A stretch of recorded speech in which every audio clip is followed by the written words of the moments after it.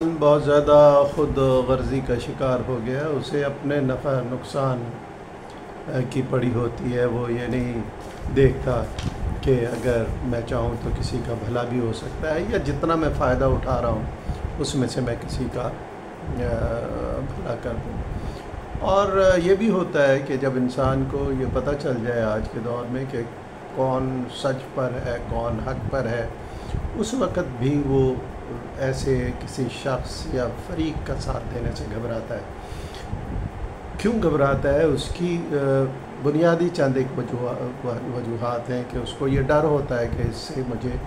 کوئی نقصان پہنچ جائے گا، میری مالی منفعت کا نقصان ہوگا، شہرت کا نقصان ہوگا، یا میری زندگی کو کسی طرح کا کوئی نقصان ہو جائے گا، یعنی وہ اپنے گھاٹے سے، نقصان سے ڈرتا ہے۔ تو دراصل بزرگ یہ کہتے ہیں، سیانے یہ کہتے ہیں کہ جب آپ کو یہ پتہ چل جائے کہ حق کیا ہے تو پھر اس وقت آپ کو یہ چند باتیں اپنے ذہن میں رکھنی چاہیے، یعنی کہ آپ کو جب یہ پتہ چل جائے حق کیا ہے تو اس کا ساتھ دینے میں دیر نہیں کرنی چاہیے، کیونکہ جتنی دیر کرو گے اتنا ہی اس کا مطلب یہ ہے کہ آپ مظلوم کے خلاف ہو، آپ ظالم کے حق میں ہو۔ لہٰذا جب سمجھ آ جائے حق کس طرف ہے تو فوراً آپ حق کا ساتھ دیں،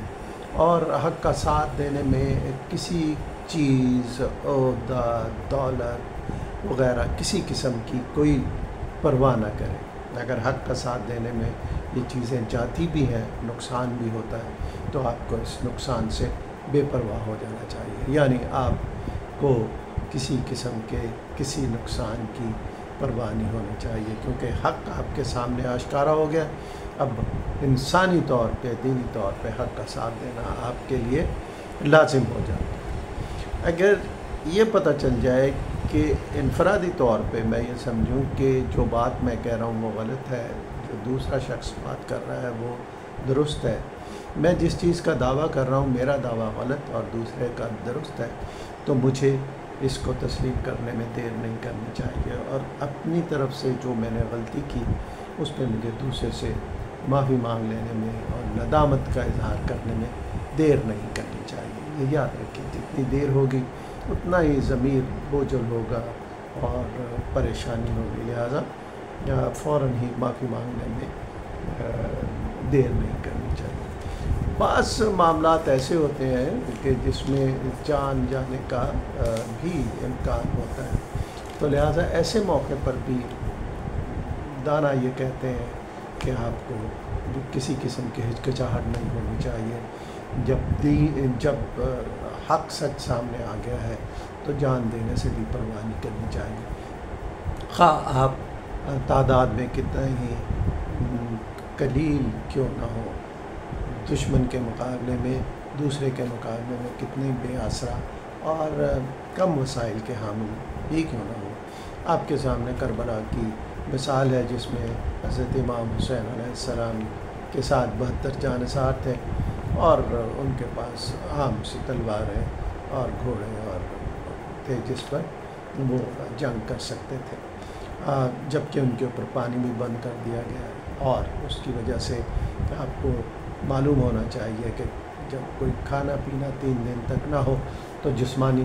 کمزوری کتنی غالب آ جاتی ہے۔ لیکن اس سب کے باوجود کربلا میں امام حسین علیہ السلام اور ان کے ساتھیوں کو اس چیز کا یقین ہوتا کہ جس طرف وہ کھڑے ہیں، جس بات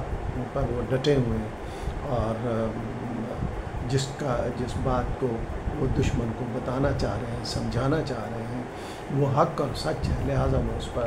ڈٹ گئے، اور اپنی قلیل سی تعداد ہوتے ہوئے، مختصر تعداد 72 نفوس، چھوٹے بڑے بوڑھے جوان ہوتے ہوئے، ایک مکس تھا یہ، اور مقابل میں ہزاروں کے لشکر کے سامنے وہ ڈٹ گئے، اپنی جان دے دی، لیکن حق کو سر بلند کیا، باطل کے سامنے نہیں جھکے۔ تو جب آپ کو یہ یقین ہو جائے کہ آپ حق پر ہیں تو جان دینے سے بھی دریغ نہیں کرنا چاہیے۔ یاد رکھیے، حق کا ساتھ دینے میں ہی فائدہ ہے۔